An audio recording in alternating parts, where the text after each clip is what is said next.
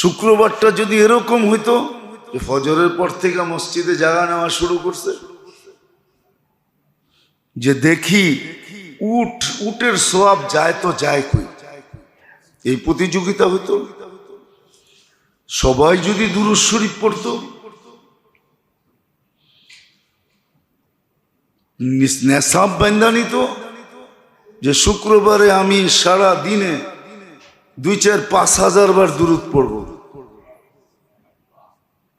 যদি 5,000 বার হইতো তাহলে 4 সপ্তাহ, 4-5 20,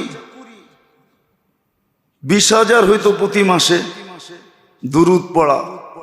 12 দুগুনি 24, 2,40,000 হইতো মাসে, বৎসরে এক বিরাট বড় কোয়ান্টিটি হইতো আমার কাছে দুরূদের। হ্যাঁ, মানেন আর না মানেন, দুরূদ পার করবে এই উম্মত।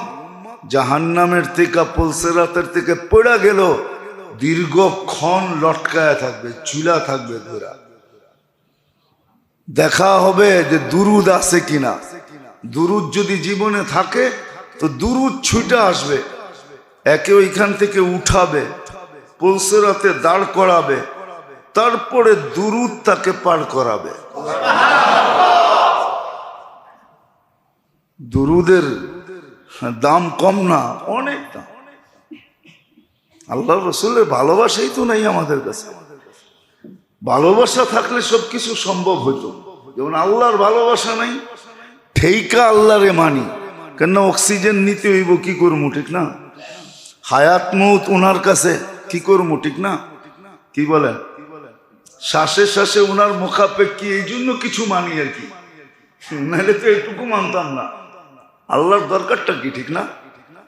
কি রাগ হয়ে গেলেন? এই যে যেটুক মানি, ঠেকায় পুরা মানি, নাহলে তো আমরা এটুকু মানতাম না। এই জন্য আল্লাহর ভালোবাসা আমাদের দিলে নাই। নাইলে প্রবাদ বাক্য তো এটাই সত্য, যদি থাকে বন্ধুর মন নদী পাড়িতে কতক্ষণ। বোঝেন প্রবাদ বাক্য, বোঝেন? এখন তো আর বইতে প্রবাদ বাক্যটা পাওয়া যায় না, আগে পাওয়া যেত। আগে এখন তো আর আদর্শ লিপি পড়ায় না। আদর্শ লিপি পুরাণটা নিয়েন, পিছনে দেখবেন অনেক কিছু লেখা আছে। কি পড়ছেন আপনি? হ্যাঁ, অনেক কবিতা লেখা আছে, ছন্দ লেখা আছে, অনেক মনীষীদের কথা লেখা আছে, ছন্দে ছন্দে লেখা আছে। এখন তো আর আদর্শ লিপি পড়ায় না, পড়ে না কেউ।